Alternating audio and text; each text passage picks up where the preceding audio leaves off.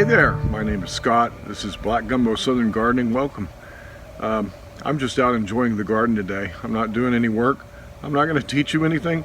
It's not even a tour. I'm just out here enjoying a beautiful day, enjoying the fresh cut lawn, and looking around at all the new life, the things that are coming up, the things that are germinating, the fruits that are budding, the trees that are growing, and I'm just appreciating a peaceful day in the garden.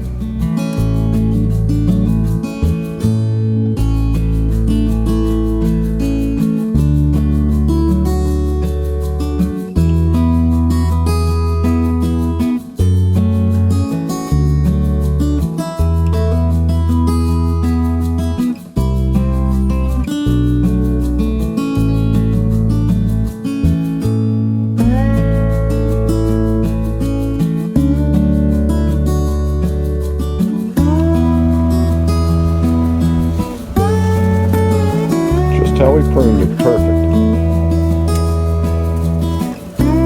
Perfect.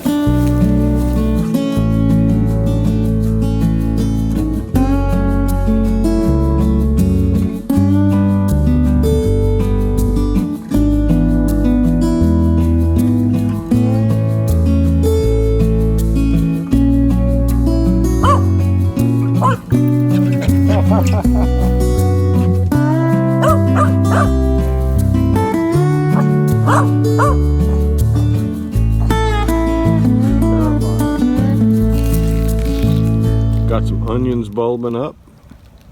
It's always encouraging. Nice. Blackberry blossoms.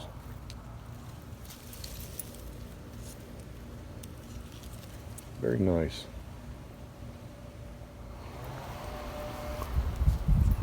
Going to be learning about string trellising soon.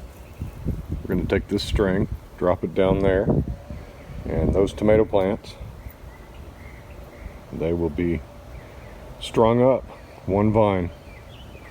That one's already producing, a little bit eager. How close can you grow squash and zucchini? I don't know, but that's too close. But I think I might let it grow and just see what happens. We can direct its growth this way and take that one, and that's more of a bushing variety.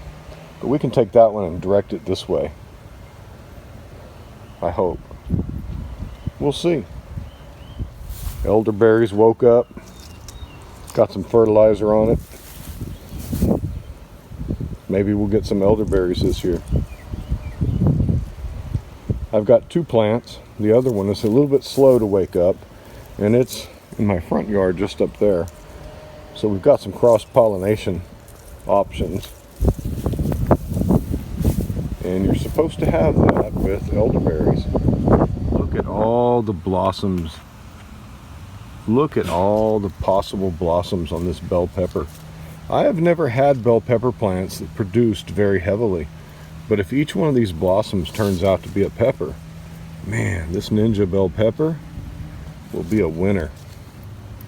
There are tons of blossoms on there. Wow, that's great. Awesome. My weed whacker ran out of battery just as I was getting to this row, so it's still a little furry. Hey. What you doing?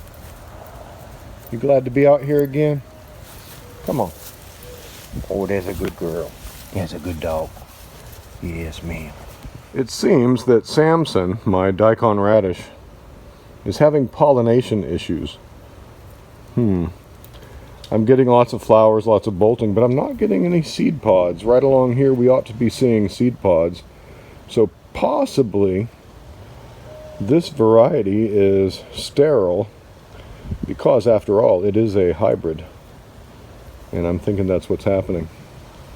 Hybrids sometimes are sterile in their second generation, or well, their first generation. You grow them, they don't produce seeds. Some of them. Some do, some don't. So we'll see. Doesn't look like Samson's going to give us any seeds. But can he break the block? Can he break the concrete block? Look at that gigantic radish. It is so gigantic. Wow. Samson is now wider at the top than the hole that he's growing in this cinder block, in this concrete block. So far he's not broken the block. Wonder if I could get it out now. We're gonna see if he can break that block. Yes, man. Do you know how many people care about you? Do you know how you have no concept that there are hundreds of people out there who like to see you?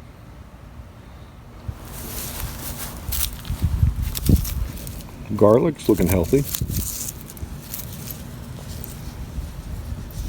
The dill. Putting on these beautiful bouquets. There's a June bug in there. It is June bug season. They have been everywhere. I don't know if that's a June bug or not. What is that? No, that's some other kind of beetle. He doesn't seem too healthy. My wife got this miniature rose, and so we potted it up. I'm not a big fan of roses, but you know, how can you not like that? Got a lot more coming in here. This little bush was a trooper. Lived in this pot all year long and is coming back strong this year. Yeah. Look how thick this onion is. This is a spring onion. It's not the bulbing type, but look, it's putting on seeds and flowers. This is year 2 for this onion. Now, things like this I could come along and snip and eat, and that will encourage more side growth. But yeah, these have been good onions. I got these at Kitazawa Seeds last year, and they've kept me in onions all year long. And look at this, the herbs, man. The smell right over here is indescribable. I've got all this thyme, tons of it. I mean, that's money at the grocery store right there. And look at this rosemary. The rosemary. Don't you just love to walk along the rosemary and run your hand through it and smell that aroma? I do. It's fantastic. What you looking for, Phoebe? Huh? What are you looking for? Huh? Bella says hello. Bella said hello today. Bella is John's corgi at Will It Grow, and there's a debate as to which of our 2 corgis is actually the queen of the gardening world on YouTube. I propose that we say Phoebe's the queen of the south and Bella's the queen of the north, because both are good girls. Maybe that'll work. What do you think, Phoebe? Queen of the south? Yeah, she'll just sit here on her throne. You may have remembered the severity of the corrective pruning we did on these grapevines, but look what happens when you do proper pruning. It's okay. The plant responds perfectly in a healthy way. So we've got our new growth coming up on our vines here, and that's good to see. In fact, I already see some little fruiting buds right there. Yeah. Pruning is necessary. And today I'm just enjoying the fruit of our pruning. I've ground up most of what we pruned off except for that one pile there. And I need that for my mulch compost, so it'll go through the shredder. That makes excellent mulch. But yeah, look at that. These tender little tendrils like that will become like wire, like actual wire. They're so hard. Muscadine grapes, an amazing plant.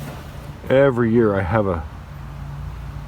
the same thing happens. I sow some seeds. These are all beets right here, but you can see this blank spot.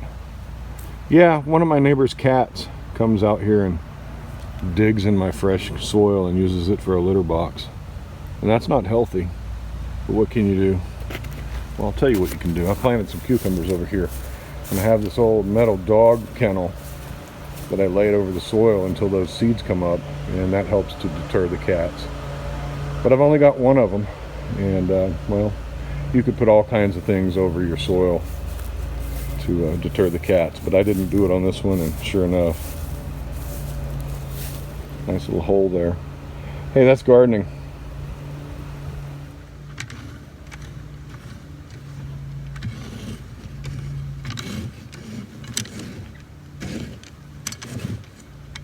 Walking in their gardens. Of course, here comes a attack helicopter right when I'm about to talk about the peace of my garden. You can see Phoebe back there. She's got flower petals on her fur there. She's been milling around through the garden too. You know, there's something about gardens that's peaceful. Me as a Christian, as a believer in Jesus Christ, you know, I believe that mankind was designed and made for specific purposes, and one of those purposes within this creation was to tend a garden. Of course, we ruined it, we messed it all up, but that was his original purpose, to be a steward of the created order and to work a garden, essentially. I think that's deep down inside of us. I think there's something there that causes people to really enjoy just the solitude, the quietness, the peacefulness of a garden, to enjoy the fruits of their labor, and to be a steward of what little bit of land we've got to work on. I've got this little small suburban backyard garden, and well, I can teach you what I do. I invite you to subscribe if you haven't already, and enjoy gardening. It's really a wonderful thing.